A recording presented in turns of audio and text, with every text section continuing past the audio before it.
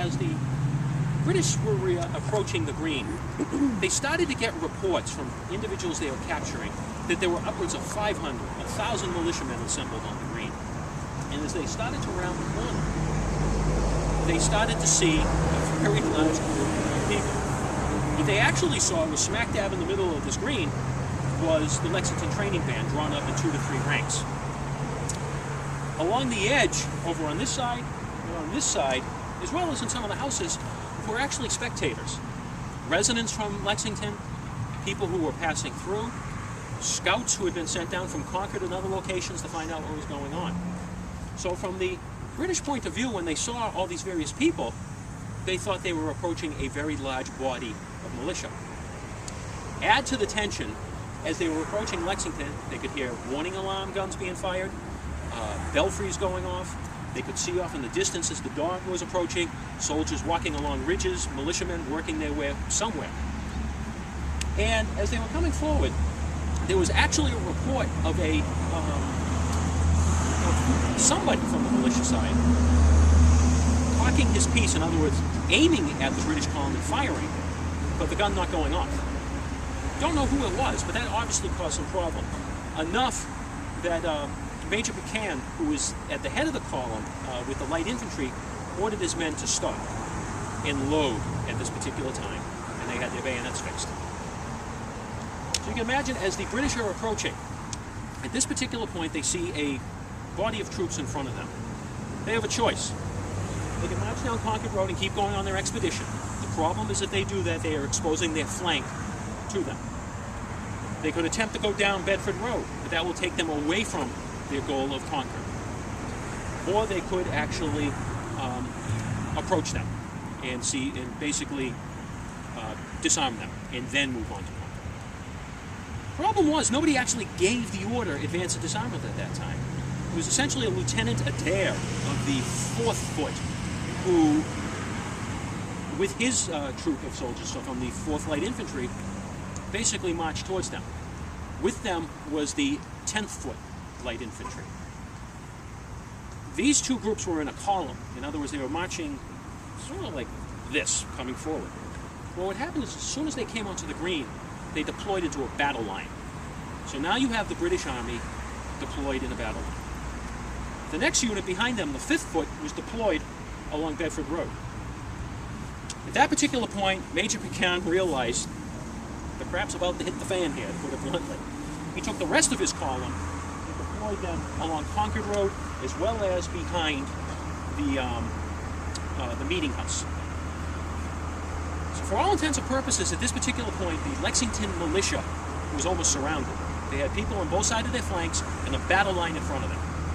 Now, as the militia was coming forward, as the British troops were coming forward, there's a statement from the 19th century that Captain Parker said, "Stand your ground, don't fire unless fired upon, but if they need to have a war, let it begin here." That's from the 19th century. There is no documentation from Captain Parker, from depositions from 1775, that he actually said that. What we do know from the depositions of 1775 is that when that battle line was deployed, he ordered his men to disperse and get off the green. He realized the situation had become highly dangerous, and he had to withdraw.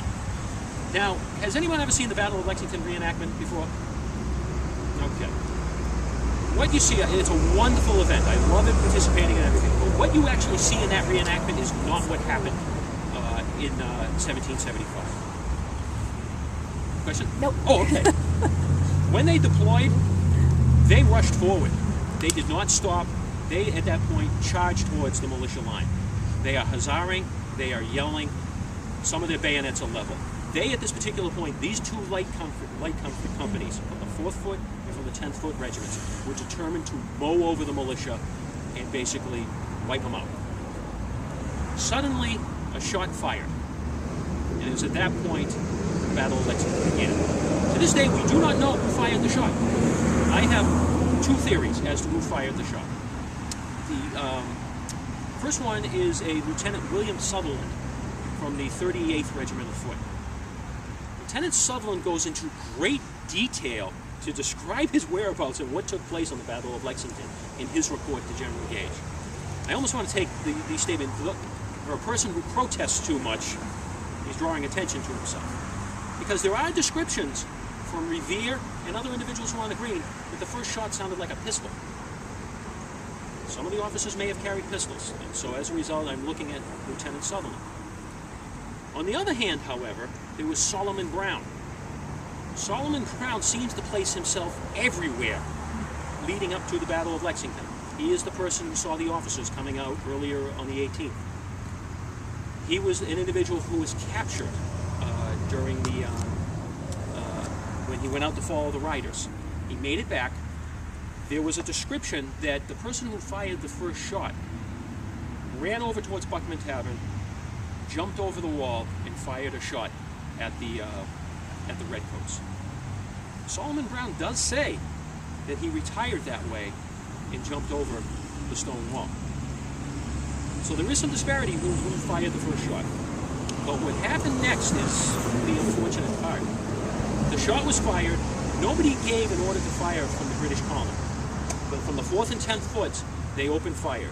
They originally started off as a few individual shots, and then it became a group shots, and then it ultimately came forward as a full volley. So the Lexington militia experienced a full volley at that particular point. And then the militia retired off the green.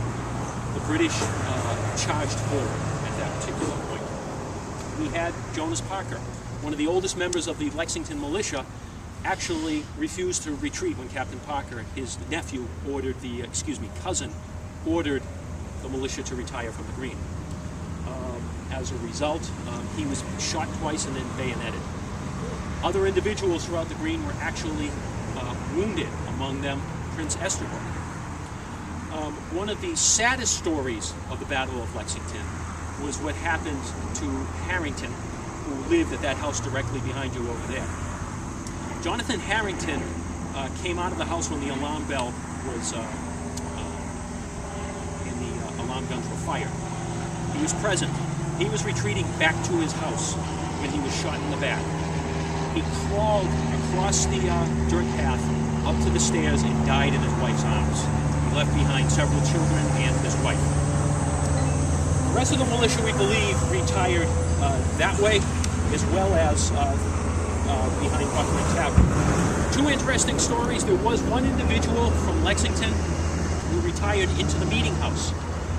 Based upon his 19th century deposition, he says he went to the second floor where the ammunition and powder was stored.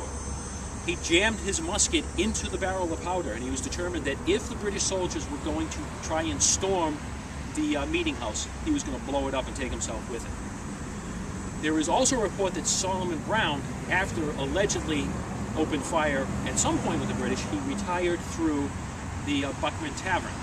At which point, Mr. Buckman, not wanting his establishment burned to the ground, supposedly physically tossed Mr. Brown out of the tavern.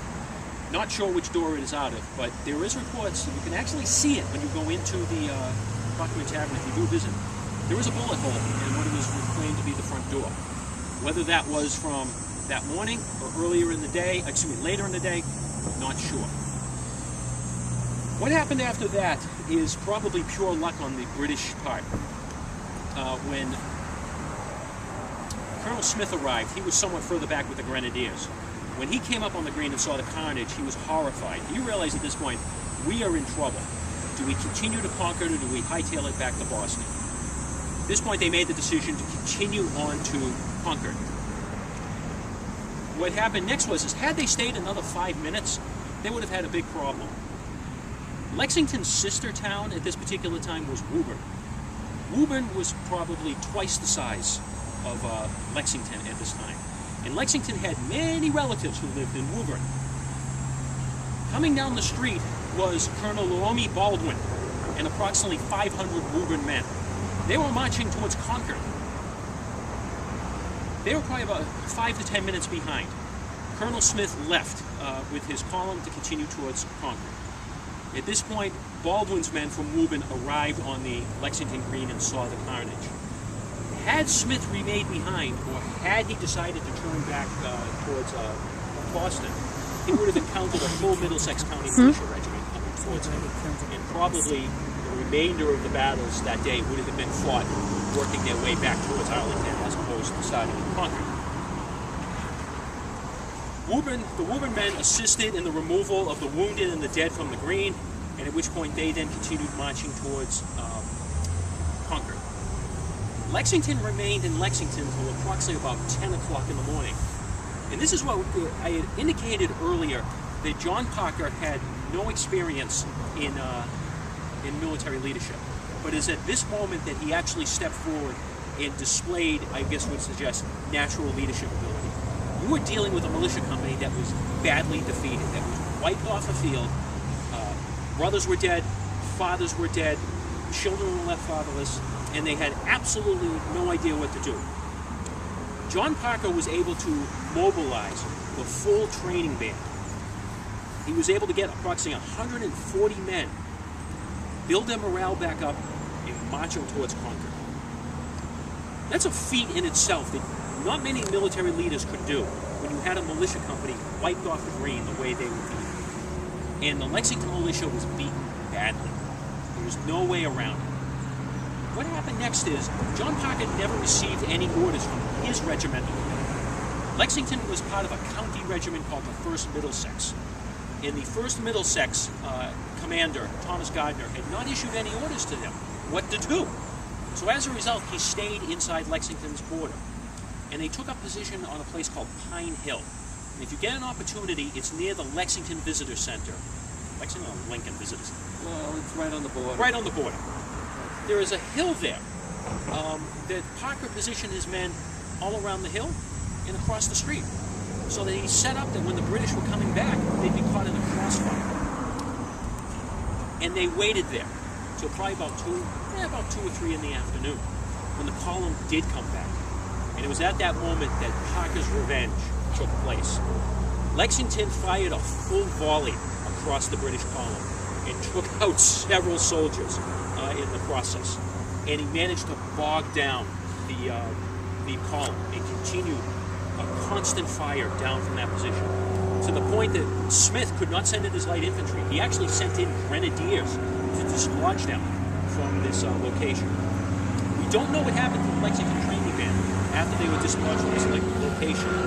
My suspicion is they broke down into squadrons and worked in squadrons attacking the columns they worked their way through Lexington. And this is where more of a horror took place for the residents of Lexington. As the British column was retiring around this location, the British column was in complete disarray. They were contemplating surrendering at this point. Officers actually had to threaten to kill their own men to get them back into line. And it was at this point where morale for the British soldiers is at absolute low. They looked across. Now keep in mind, these trees weren't here. These buildings weren't here. Down the road, probably about a half a mile to a mile, is a ridge. And sitting on that ridge near Monroe Tavern was a relief column from the British with artillery, those weapons of mass destruction. The artillery opened fire and hit the meeting house. So now Lexington is seeing their church being fired upon. And then later on in the day, as the relief column left Monroe Tavern, their property is being burned. Everything around the Monroe Tavern cluster was being set on fire. So at this particular point, the Lexington residents took a hard beating from their village at this time. They had the highest casualty rate for the day. They had extensive property damage. And some of their residents were homeless now because of what had taken place. Once the column left Lexington, there was no evidence that Lexington pursued them into Boston. In fact, it's not until May that the Lexington training band sent soldiers to the siege of Boston.